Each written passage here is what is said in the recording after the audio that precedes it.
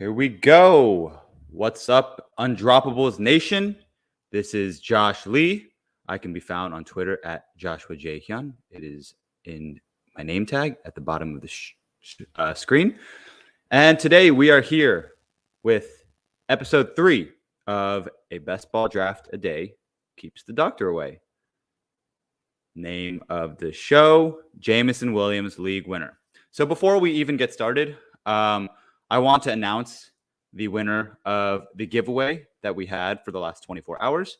And so I want to give a big congratulations to our first giveaway winner, and that is going to go to Sean Harrigan. He was actually the only person to guess the correct answer. And the correct answer was the name of the show, my league winner, Jameson Williams. I currently have a 35% exposure to him. For those of you that want to see the proof, I will show you the pudding. So right here on my screen, we can see our exposure. Actually, how do we? It's in the results, right? Oh, yeah. No, it's over here. It's in drafts, completed. Go to completed drafts. We'll go to, where do we find it? NFL 2022 season, Best Ball Mania 3, top exposure. And we can see Jameson Williams at the top of the screen at 37.8%. It's actually even higher than I thought it was. I thought it was at 35. I guess since we drafted him yesterday, it is now at nearly 40%. So we're getting him almost every single draft. Obviously not every single draft, but whenever we can, in the 11th round. So super excited to be drafting a ton of Jameson Williams. We'll see what he can do this year. He's my league winner. Hopefully he can turn it up down the stretch. But without further ado, let's just jump into another Best Ball Mania 3 live draft. We're going to be talking more draft strategy. We're going to be talking. Yes. We're going to be just shooting the shit. That's what we do here on this show. Waiting for 8 people. So today, because I haven't done this in the last 2 live drafts, I'm going to, let's see, can we split screen it? Let's see.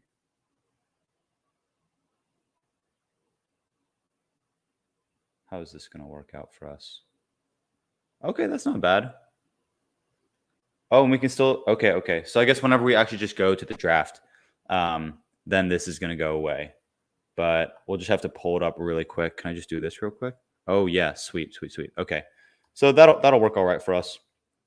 But okay, in today's draft, we're going to really stick with the methodology that we typically use. I typically bounce between my rankings, my spreadsheet, my model output right here on the right.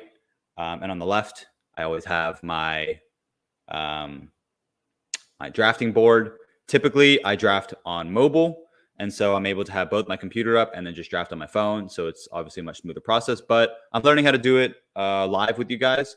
So you guys can see my mistakes. Obviously, I have struggled to keep up with the draft and also interact with the chat. And so that has caught us a few times where we've gone on auto pick, but that's okay. I mean, all these drafts, like usually that doesn't happen until in later rounds. So we'll see how it turns out.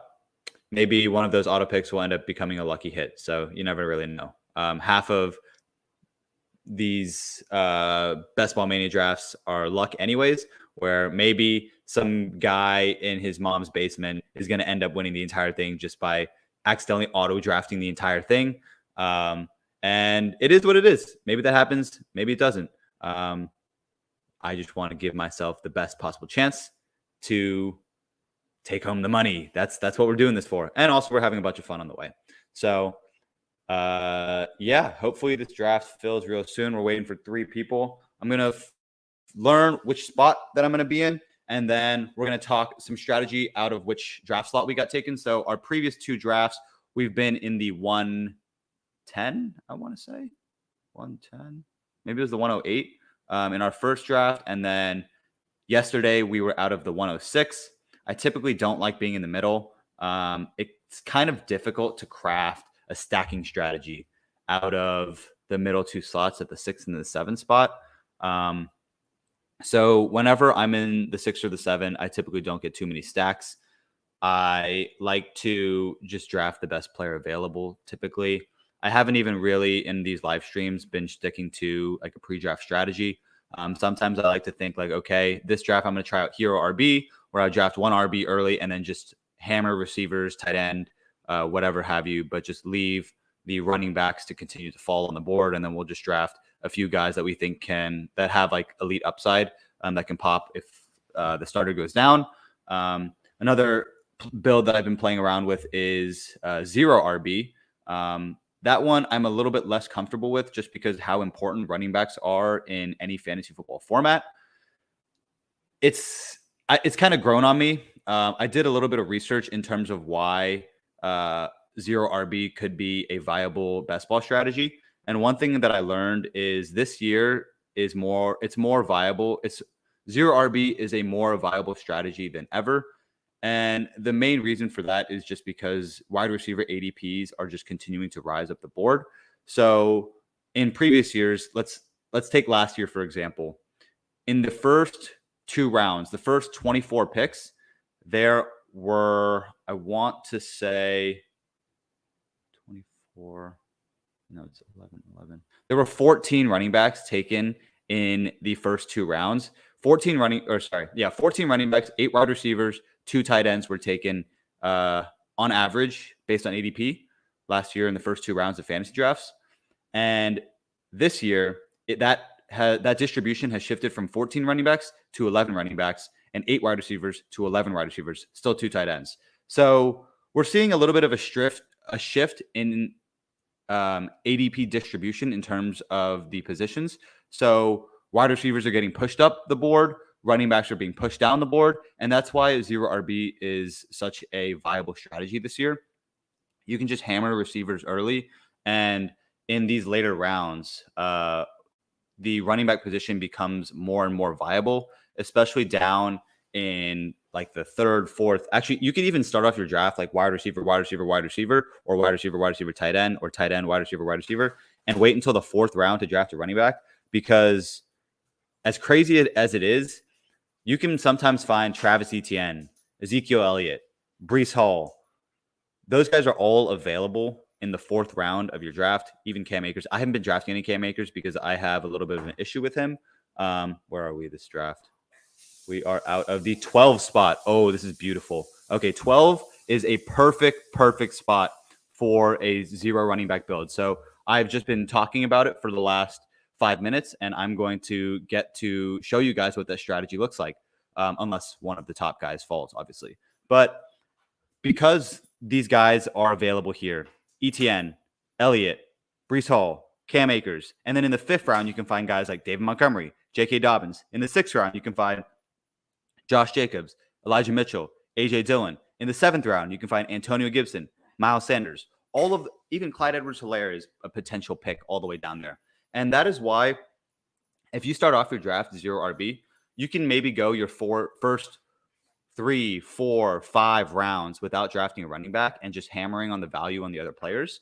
And in these later rounds, you can find guys like I just listed off who offer you weekly upside because they profile in as the starting running back for their team. So there has never been a year before where all of these elite running backs, I'm not going to call them elite because there's a reason that they're falling all the way down here, but like they have the potential to rise into an elite tier because they are seeing the starting touches. And you never really know. Okay, Christian McCaffrey goes first off the board. Kind of indicates running backs are going to be taken a little bit higher, and that's going to push the wide receivers down to us even further. Okay, so this is a pretty typical McCaffrey, Taylor, Cup draft that happens in almost every single one of these Best Ball Mania drafts. 4th overall, let's see who goes. I expect it to be Justin Jefferson or Jamar Chase. Never Shower. That's a funny underdog name. All right, Never Showers on the clock. Ricky Fowler. Let's see if I recognize any of these names. Low ceilings, Ryblike. Okay, I don't remember. I don't recognize any of these names. Okay, is it going to be Jefferson? It looks like it was an auto pick. Yep, Justin Jefferson.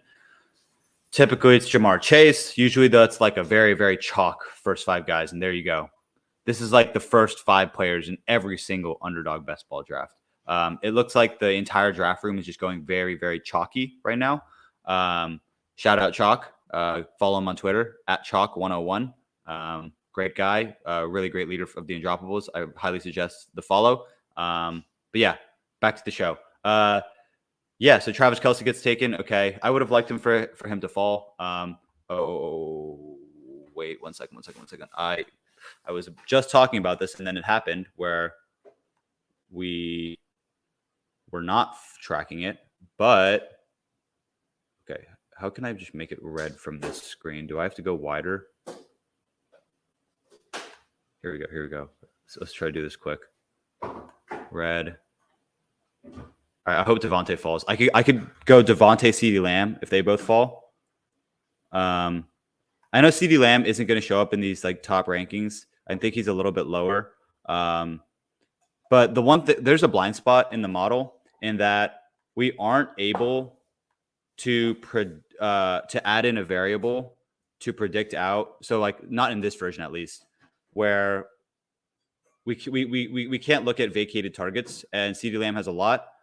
Derrick Henry. I have a lot of Derrick Henry already. I'm okay letting him fall, I think.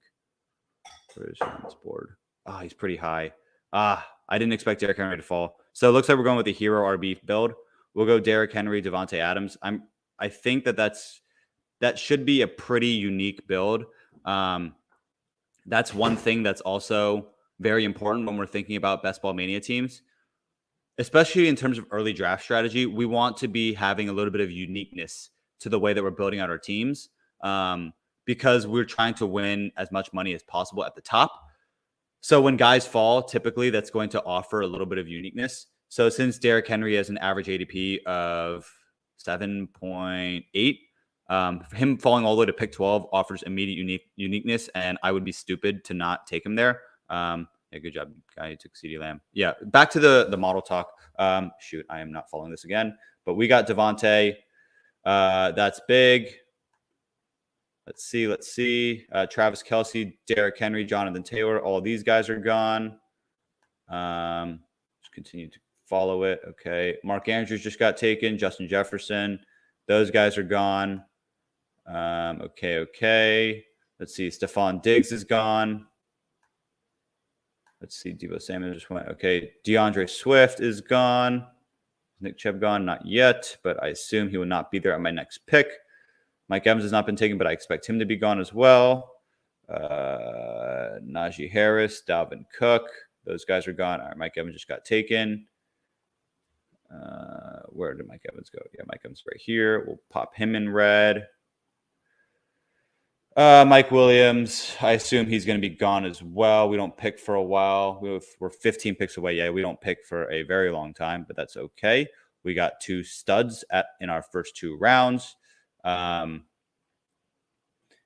Jones got taken. Lenny on. Come on, scroll down for me, baby. Christian McCaffrey. Let's see who else has been taken. Jamar Chase.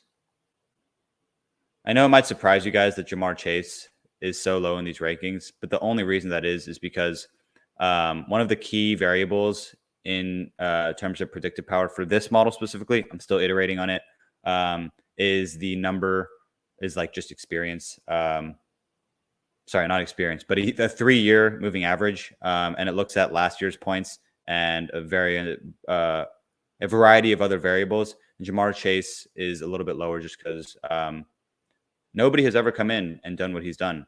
So because the model operates off of predictability in terms of has this happened before, that's why he doesn't profile out as higher. But I expect Jamar Chase to absolutely pop. He's a generational talent. I'm looking to get Jamar Chase wherever I can in these drafts. He offers you an upside that most of these guys don't. In terms of a weekly upside, he can score, as we saw last season, he can score you 50 in a week. And not a lot of guys can do that on a weekly basis. So he's just such a threat in these best ball streets that I love getting me any and all Jamar Chase that I can take. Let's see. All right. I've gone down far enough. Let's focus on the guys that are actually here. So I'm up in 8 picks. Tyreek got taken. I saw AJ Brown is slipping. Okay. So we're going to go hero RB approach. I'm hoping one of these 5 guys at the top fall to me. If Josh Allen falls to me at what pick would I have? End of the 36th. Again, that's another like pretty precipitous. Never mind. Josh Allen got taken. Precipitous fall for Josh Allen when he's at 29.6 average ADP. If any of these 3 receivers fall to me, would have to take them as well. If Kyle Pitts falls to me, going to have to take him as well. Okay. I'm going to assume that none of those guys are going to fall to me. And that would leave me with Alvin Kamara just offers such enticing upside. I love how I just keep talking about how I'm going to that's one thing with these best ball drafts. You have to adjust to the draft room. Kyle Pitts got taken. Darren Waller got taken. Okay. James Conner got taken. Maybe one of these 2 will fall to me. If Michael Pittman falls to me, that would be huge. T. Higgins is gone. Joe Mixon's gone. Never mind. Okay, Michael Pittman got taken. DJ Moore, Alvin Kamara. I mean, Alvin Kamara is top of the guy on our draft board. If he falls to us, we're taking him. And then our second pick, David Montgomery. Who's the next? Mike Williams is definitely gone. Keenan Allen is gone. Dave Montgomery, Chris Godwin, Nick Chubb, Josh Jacobs, Elijah Mitchell. Those guys are all guys we can wait on a little bit. Okay, we will take Alvin. And then who will we take with our other pick? Our other pick will be Jalen Waddle. Looks like the top guy there. I'll take Jalen Waddle. All right, give me Alvin Kamara and Jalen Waddle. Okay, so I got my 2 guys. There's just such a discount to Alvin Kamara. We're pricing him as if the suspension has already happened. I know there's talks. There's talks of Alvin Kamara potentially being suspended. But the second that... Okay, let me back up a little bit. I follow a lawyer who follows a lot of the legal things going on in the NFL. And he's been following the Alvin Kamara case quite closely. You can find him at Dave Davenport on Twitter. And back in like April, way after the actual Kamara dispute occurred, he was saying that because of the court case being pushed until August 1st, that's just like the initial hearing that's going to occur in August.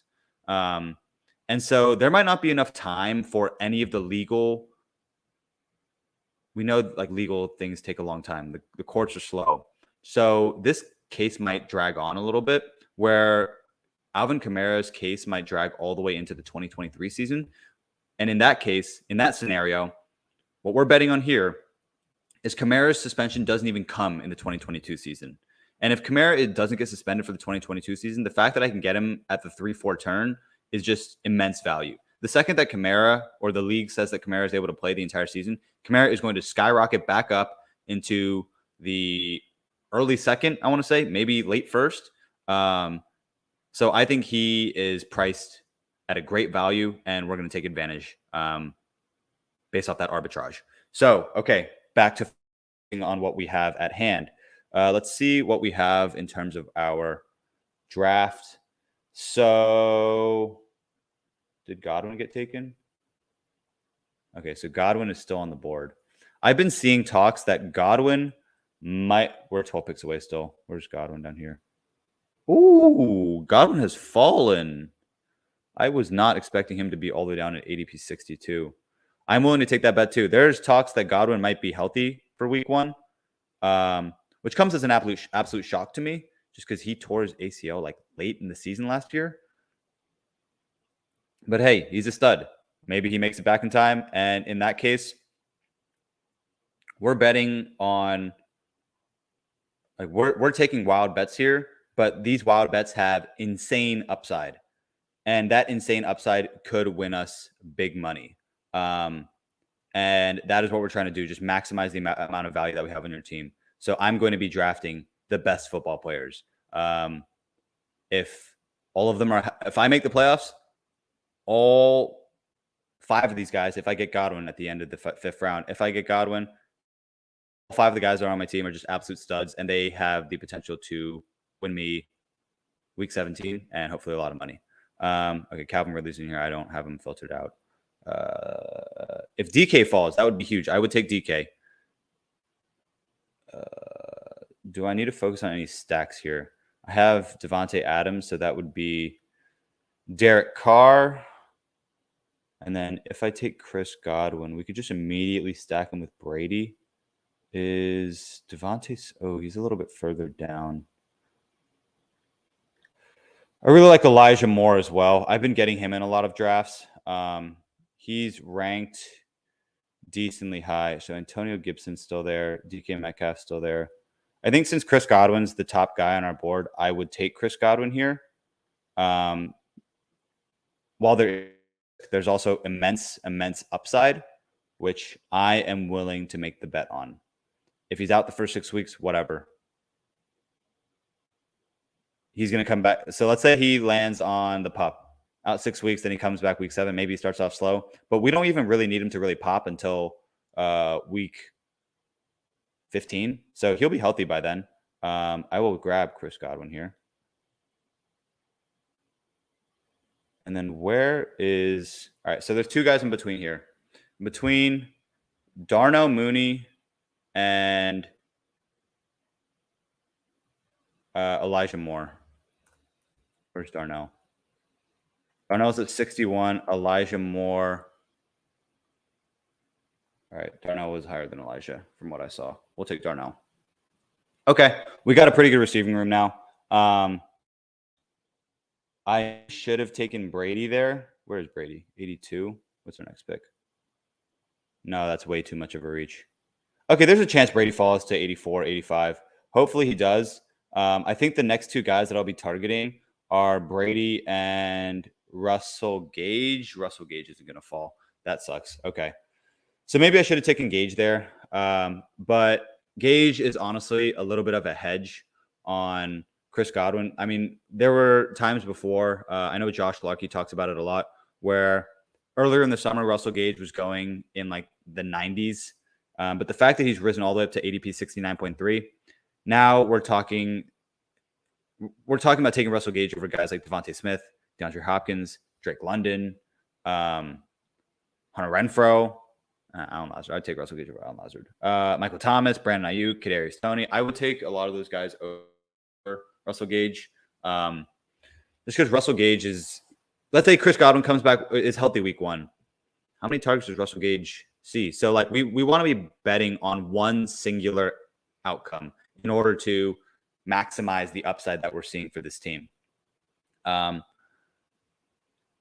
If we're drafting a seasonal league team where not all of the money is stacked in one specific week, maybe we're making more safe bets. We're hedging our bets, if you will. And so taking Godwin and Gage back-to-back makes a little bit of sense. But I don't think it makes a ton of sense in Best Ball Mania. So I'm avoiding that strategy right now. But back to the draft. Okay, let's see who's been taken. Elijah Mitchell, Dalton Schultz, Elijah Moore. I'm also a big fan of Elijah Moore. It honestly pained me a little bit to take Darnell Mooney over him. I've been seeing a little bit of buzz about Darnell Mooney. He's supposedly bulking up a decent amount. He's an insane worker. He has been working out a ton with Justin Fields. And you never know. Justin Fields didn't really get too big of an opportunity under Nagy. We'll see how he looks. I don't even know who the Bears coach is now. So that might be a moot point. But I like our team so far. Robert Woods. Okay, if any of these receivers... I'm 13 picks away still. Okay. So this is kind of my draft process. So like I have my model outputs. I see especially the guys who have greater than a 50% chance of hitting. That's usually my mark. It was unfortunate that DK Metcalf didn't fall. 2 blind spots I'll call out in the model. It doesn't take into account team changes. These are still things that I'm trying to build into the model. It takes a long time to iterate on an entire model, but this is output from the version 6 of the model. I've been working on it all summer. And so it doesn't take into account injuries. It doesn't take into account team changes. It doesn't take into account pecking order, situation. Basically, it doesn't take into account. It takes into account it tells us the actual quality, football quality of the player that we're looking at. So let's take James Robinson, for example. James Robinson, when healthy, and this was obviously prior to his Achilles tear, was one of the top running backs in the league in terms of talent. A lot has changed since last season. He tore his Achilles. Travis Etienne's now the lead dog there. So maybe James Robinson falls back in these rankings, but I wouldn't be surprised if sometime during next season, James Robinson comes back to life and shows why he's one of the most underrated running backs in the league. Let's say I continue to go wide receiver. I'll take James Robinson late. That's a guy that I'm willing to bet on. He's shown production in the past. He finished as the RB3 in his rookie season as an undrafted free agent. That's very impressive and something that I'm willing to bet on. When you watch him play games, he looks good. He looks like a NFL running back. He's big. He's fast. He can catch passes. He runs people over. It's tough to bring him down. I like James Robinson. But okay, focusing back on the draft, we are 3 picks away. Hopefully Tom Brady falls to us. The next 3 guys all have quarterbacks already. So I think that they will all pass on quarterback, and that will let Brady fall into our lap. And then now we have the Brady and Godwin stack. I will also be looking to get Brate later on in the draft. But another player that I'm looking to grab here is another elite upside player. I don't think he's going to show up. Okay, perfect. We got Brady.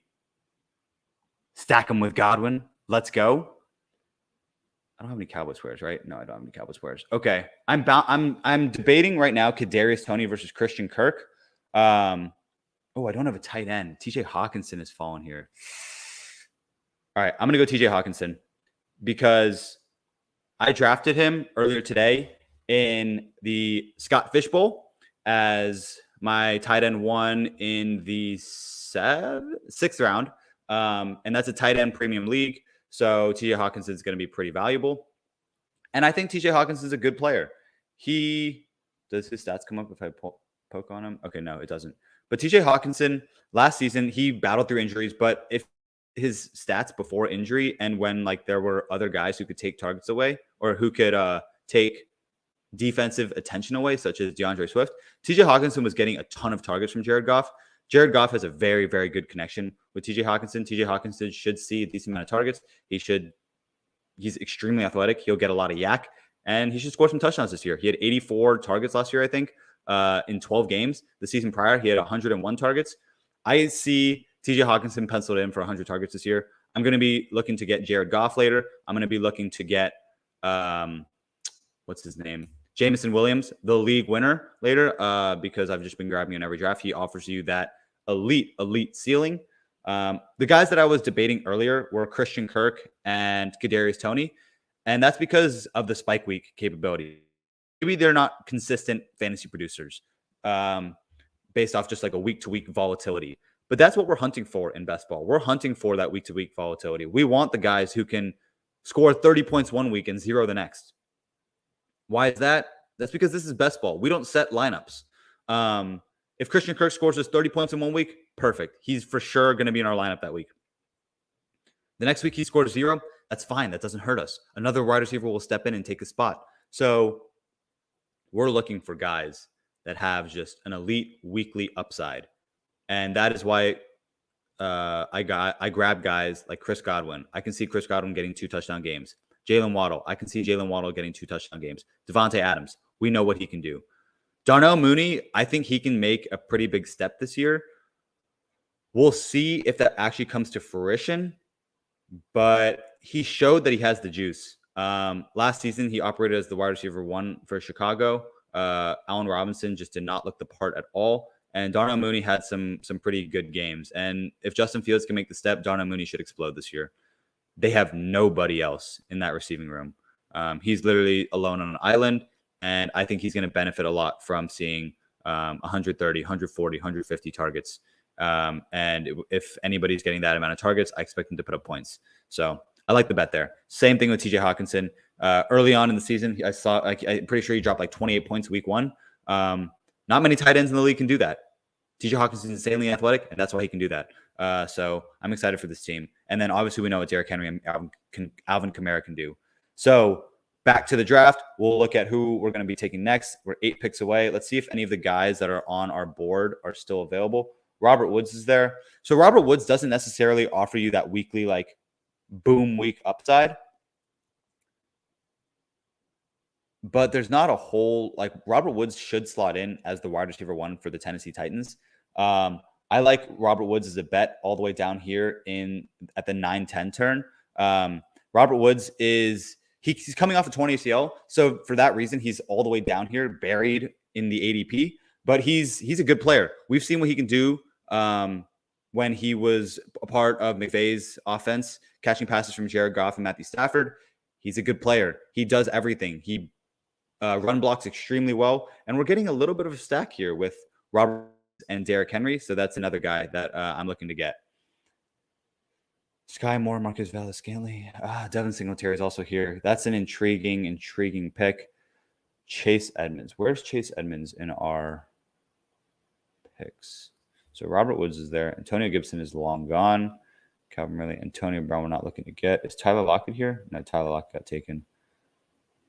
Deontay is long gone. Kittle's long gone. Thielen's long gone. D-Hop long gone. DJ Moore, Hunter Renfrow, both long gone. Darren Waller long gone. Cordero Patterson also pops up down here.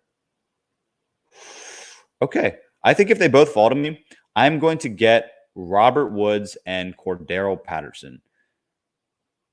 The big reason for that is Cordero Patterson last season showed us that he can ball.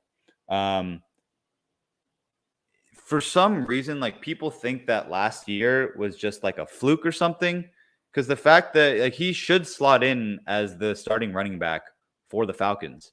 People are discounting him greatly because Robert Woods got taken. All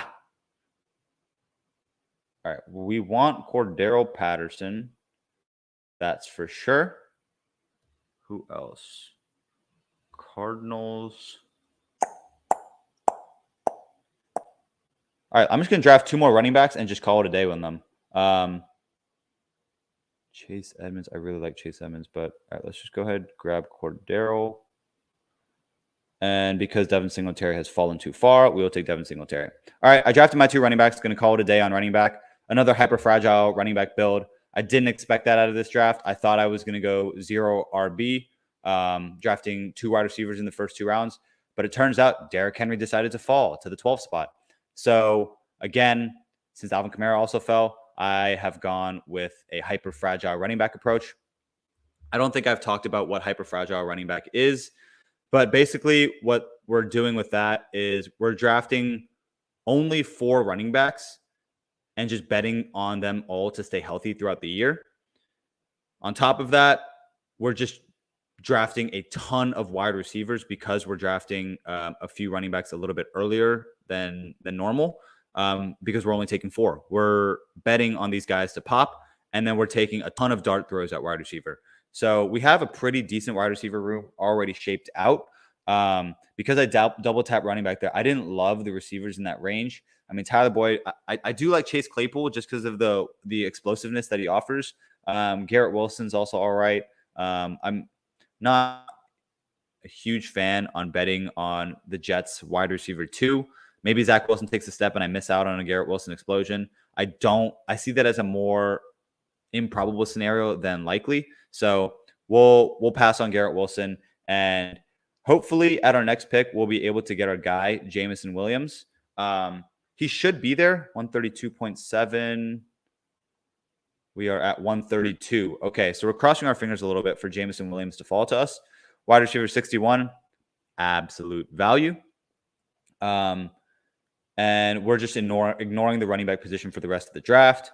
We're just looking for guys that can offer us weekly upside, weekly boom weeks. If Jarvis Landry falls to us, I don't think I can pass on Jarvis Landry there. I only have one tight end. Okay, but our second tight end that we're going to be drafting is Cameron Brate.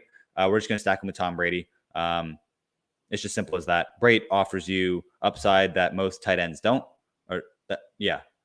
Because Brate last season, he only saw 30 catches with Gronkowski on the field for most games. And of those 30 catches, 19 of them came in the red zone. So Brady trusts Brate to catch the ball in the red zone. He looks for him often when he's on the field in the red zone. And since Brate is the only tight end with experience on that Tampa Bay roster, maybe Brate can give us some spike weeks. And he goes pretty late in these drafts, in these streets, these best ball streets. But okay, we're 10 picks away. Let's see if there's any other guys that are on our board that offer us weekly upside. Okay, James Robinson. Okay, so I'm ignoring James Robinson. I have a running back, so I'm just going to cross him off. Antonio Brown, he's probably not going to come back this year. I'm crossing him off. Calvin Ridley's obviously not playing. Tyler Lockett. All these guys are gone. All of you are gone. Let me cross you out.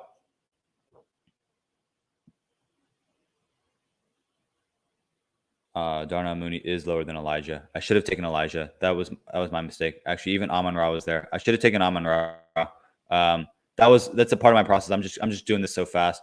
I'm on the clock. 30 seconds isn't a lot of time, so I'm put under pressure. God, that's a fun thing about these drafts is we're not the only ones under pressure. Every single person in this draft is under pressure, and that's the thing that I love about these fast drafts is people can make mistakes. People can let guys fall to us. People can mess up their builds, and that's going to offer us an ability to make the playoffs. I want to say, I have to go back and read the rules one more time, but I think the top 2 teams from every single league, given one of these drafts, makes the playoffs. And so when other people are making mistakes, that is money for us. Christian Kirk, Devin Singletary, Terry McLaurin, Cory Davis is still there. We can look to grab Cory Davis. Jamie Harris, Darrell Henderson. I have a very Darrell Henderson, and that is because I think I talked about it a little bit earlier. I do not believe in Cam Akers, but because I already have my running backs, I am going to ignore him this draft. We'll just cross him out. Where's Cory Davis? How late does he go? Jesus Christ. Wide receiver 72? That is a discount and a half. I would take Cory Davis at ADP over Garrett Wilson just because of the weekly upside that Cory Davis. It's kind of a meme at this point where I just like to hate on Garrett Wilson. Chalk is a big fan of Garrett Wilson. He's talked about him a lot. So it's just playful banter. But okay.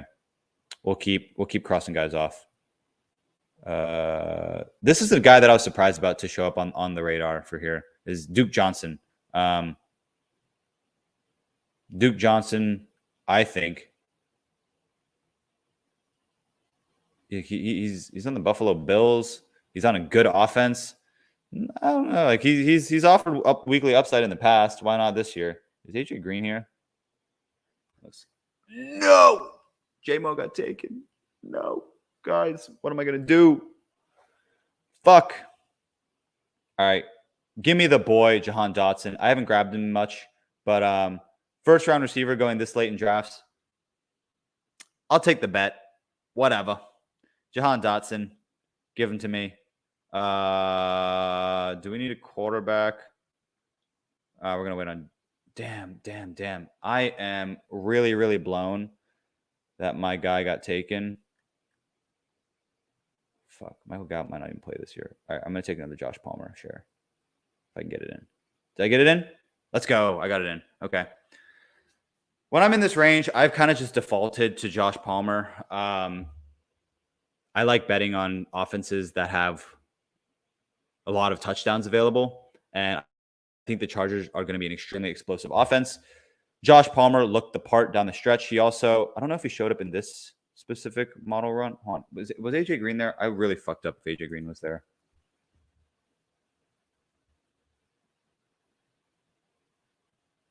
You gonna load for me? AJ Green. Oh, shit. He's got a really low ADP. I did not realize he goes all the way down at. Okay. We're definitely grabbing AJ Green in this draft. Let's just keep guys in our tabs. I maybe also should have taken someone like. Nah, I like it. I'm going to stick with my pick. Josh Palmer. Take him in the 12th round.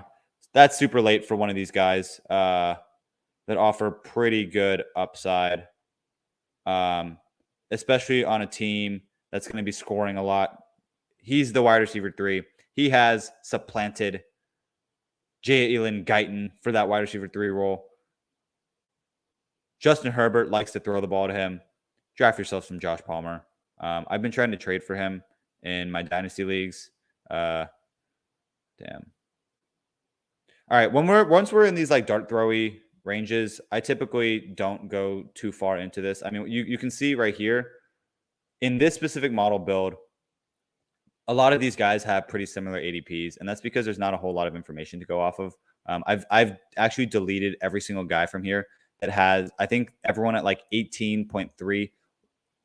Every single person else that I inputted into the model, it spit out 18.83 just as like kind of like a base probability that like in fantasy football, literally anybody can show up just out of nowhere. And because it's so hard to predict some of these guys just breaking out, the model just gives them a base 18.8% probability. So I deleted all those guys. Maybe I'm missing something, but like there's just no way for me to read through all that noise. So I'm still iterating on my model. I'm still trying to figure out what's going to work best. Actually, recently I've gone and downloaded a bunch of data sets from Pro Football Reference. I'm going to try to look at some advanced statistics and pull them into a model and see how that profiles versus the XG Boost model that I originally have. Like what we're looking at right now is we actually have about like a 60% accuracy in terms of predicting breakouts, predicting players scoring over 15 fantasy points per game. That's better than just doing it off straight intuition. And so if guys are ranked higher in my model, I typically like to draft those guys. There's a lot of narratives out there where we can kind of get caught up in those narratives and get caught up in the hype. One player which I'm very scared is kind of getting caught up in that hype is Gabriel Davis. I really, really like Gabriel Davis as a player. I think there's a very high chance that he breaks out. But when we're drafting guys in the 4th round, we want guys that are a little bit more safe in terms of getting you high weekly upside. Maybe Gabriel Davis will end up being a league winner. Maybe he's going to score 4 touchdowns like he did in the AFC playoffs. If that, boohoo for me, I missed out on a league winner. I'm going to miss out on the Millie. I'm willing to bet that doesn't happen just because there's so much risk involved in drafting Gabriel Davis in the 4th round. But with all of that being said, I think it would be dumb of me to not get a little bit of exposure to Gabriel Davis. So I'm going to be trying to target drafts where I'm grabbing both Gabriel Davis and Josh Allen at ADP just so I can see that spike week. Just betting on the fact that the Buffalo Bills versus the Cincinnati Bengals in week 17. I was really hoping Robbie Anderson was going to fall to me there, but he didn't. So that is a big boo-hoo. I will take Cory Davis. Give him to me. He wasn't healthy last year. Maybe Zach Wilson pops. You never know. I have a decent amount of Marvin Jones already. I mean, Marvin Jones is one of those guys that can just go up and get the ball. And Trevor Lawrence seems to like him. Down here in wide receiver or in the 14th round, I took Marvin Jones yesterday. So give me Nico Collins today. Nico Collins is a guy that Will Kai's, one of my co-hosts on the Unending Rebuild. Actually, we just got a bit of a upgrade in terms of our brand. Huge shout out to Dukes. You can follow him at Fantasy Dukes on Twitter. He's been absolutely incredible. He is the designer, the brand designer for the Undroppables, and he designed us a really sick logo. And he's also going to be designing us a brand in the StreamYard. So I'm super, super excited to finally go live with our podcast, you can find Unending Rebuild. We're both available on Spotify and Apple Podcasts. But yeah, back to Nico Collins. Nico Collins profiles as a very, very athletic receiver. If you look at his player profile page, he profiles very, very similarly to Michael Pittman, who I'm super excited to break out this year. He's big. He's like 6'4", 220, maybe 215. He should be the wide receiver 2 in that offense until John Mechie comes back. Maybe even after John Mechie comes back, he remains as the wide receiver 2. He showed like he could be decent. Davis Mills seems to trust him, and he throws the ball to him a decent amount. Davis Mills is going to be the starter. Nico Collins should be the wide receiver 2. Maybe some fireworks happen. You never know. So when we're betting on weekly upside, I like to target guys that have a little bit of uncertainty around the wide receiver room, around how good the offense is going to be. Maybe the Texans take a jump and Nico Collins ascends into a tier where he's actually considered for redraft leagues. You never know. I'm willing to take that bet. Nico Collins, I like to take bets on guys that are insanely athletic. Nico Collins is that guy. If he can just improve his route running a little bit, then he has an opportunity to ascend into becoming a starting caliber NFL wide receiver. Jetpack Galileo on Twitter actually did a pretty in-depth analysis as to why Nico Collins has not performed up to his athletic potential. That's because he seems to be running routes out there, not reacting to how the defender is playing him. So in one of the clips that he shared, Nico Collins has an opportunity to not round off his route as to what the playbook tells him to do. Instead, he could have made a sharp cut and cut into space. Instead, he rounds off his route, and that allows the cornerback to recover and get back into that area where get into the space where Nico Collins could have found himself a 20-yard reception from Davis Mills. So it's kind of those like small intricacies where it takes some time for these raw athletic receivers to really develop their game. And so we're betting on Nico Collins to basically make the adjustments to learn from his mistakes in the past. He's got Brandon Cooks in the receiver room. Brandon Cooks is an absolute technician. He knows exactly what to do in all these scenarios. And so hopefully Nico Collins is taking notes. So yeah, that's enough Nico Collins talk. I think we should be on the clock relatively soon. We only have one quarterback and one tight end. Our receiver room is actually pretty decent. So I think I'm going to pivot. Let's see. Who are the guys that we have? Okay. So okay. Pick. We'll go Jared Goff if they're both there. And then we'll just pray to God that AJ Green falls to us at the end. But basically, this is my strategy right now. I love to stack my tight ends with my quarterbacks. I think that's like the clear correlated outcome that's going to happen almost every time. Cameron Brate should get the touchdowns. TJ Hawkins should get some touchdowns. When those spike weeks occur, both Jared Goff, TJ Hawkinson, Cameron Brate, Tom Brady, they're going to get fantasy points. I love to bet on those outcomes. I'll continue to bet on those outcomes. So we'll see if both these guys fall.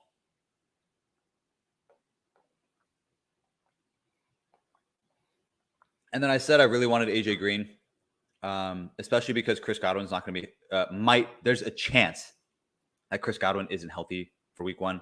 There's also a chance that he does play week 1. I'm betting that he plays because he's my wide receiver 3, but maybe he doesn't. AJ Green should offer some good weekly upside during the DeAndre Hopkins suspension.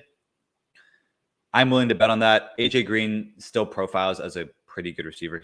Last year, he earned 92 targets at 33 years old. That's extremely impressive. I like to continue to bet on that upside. So if AJ Green can fall to my 17-18 turn, I would love that. If he doesn't, that's okay. I'll be looking to grab him in other drafts. But okay, let's hope Cameron Brate falls. We'll grab him here. We're assuming Jared Goff will be there too. So we'll have both our tight ends stacked with our quarterbacks. Austin Hooper.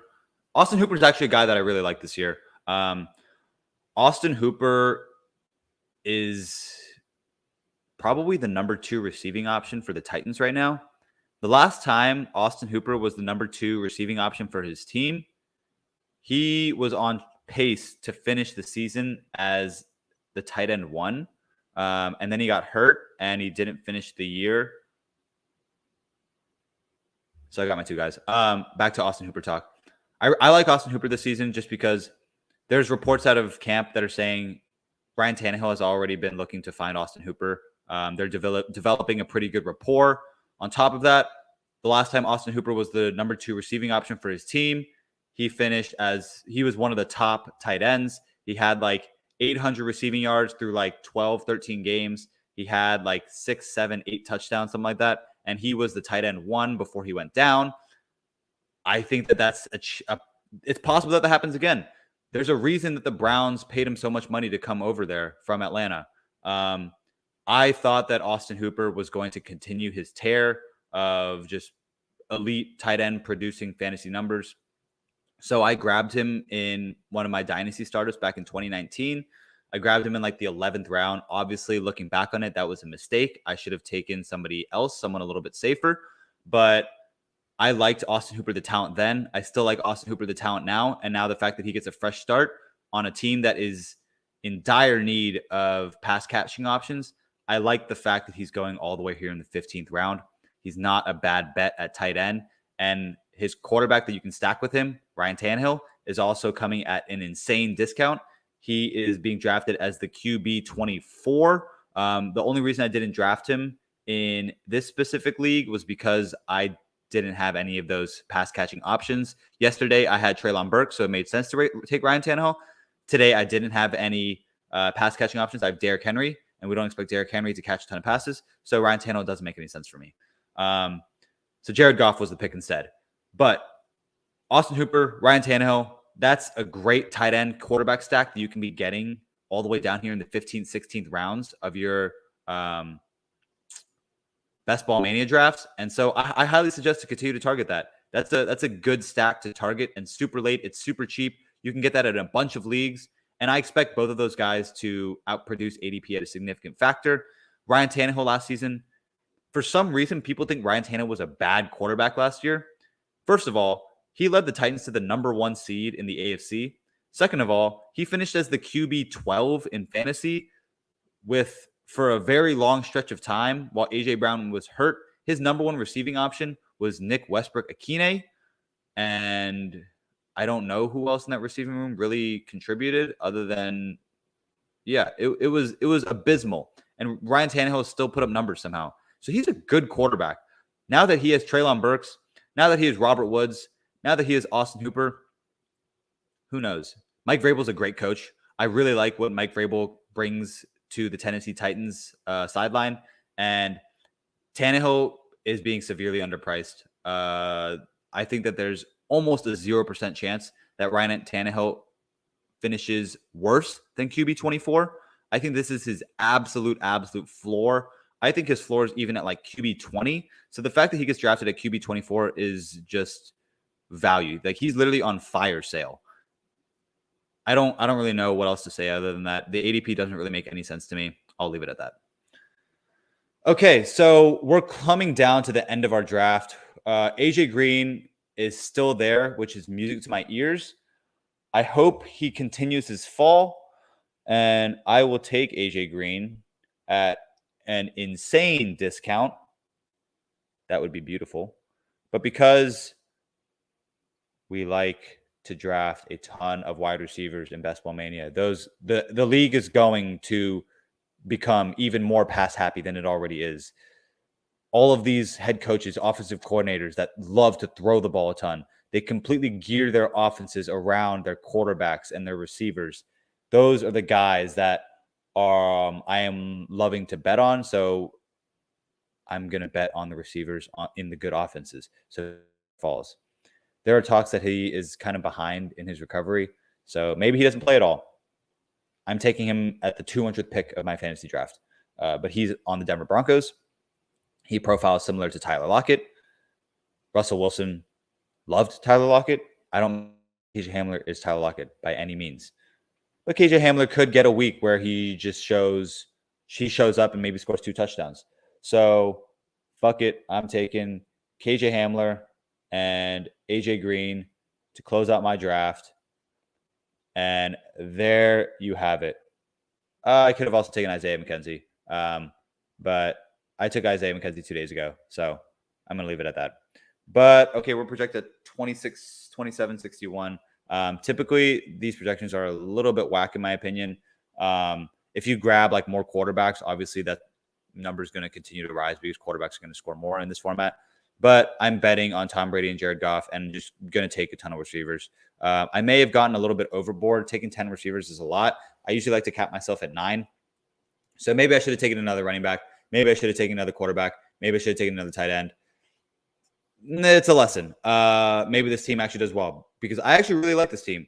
Let's just look at it and evaluate it real quick. Derrick Henry, Alvin Kamara, elite running backs. They could win you your week by themselves. Alvin Kamara 2 years ago. Do you remember his week 16, his championship week, the Christmas Day shoes? Put up 55 points, 7 touchdowns. Absolutely insane. Tied the NFL record, I think. Derrick Henry, another guy, loves to just go insane in the fantasy playoffs. And that's because it's cold weather. He's Derrick Henry. Nobody wants to be tackling a 6'3", 260-pound beast in the freezing cold. That sounds miserable to me. So I don't blame him. At quarterback, Tom Brady, it's his last season. I expect him to throw the ball 650, 700 times this year. And who's going to be catching passes from him? Chris Godwin. Chris Godwin, elite asset when he's healthy.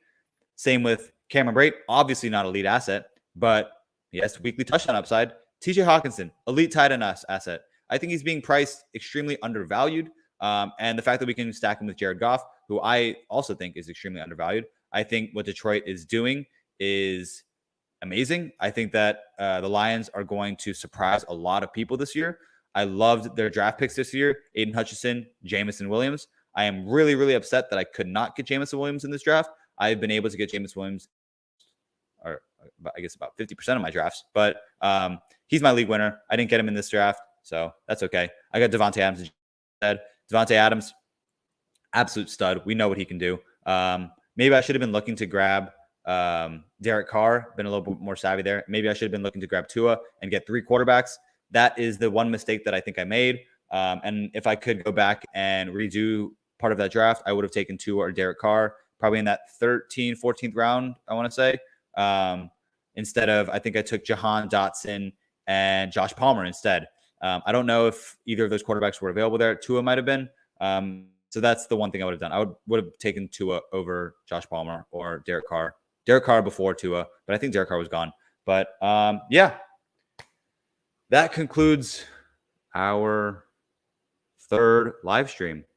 I'm sad that I couldn't get the man that is the title of my show, Jameson Williams, league winner, but that's okay. That's okay.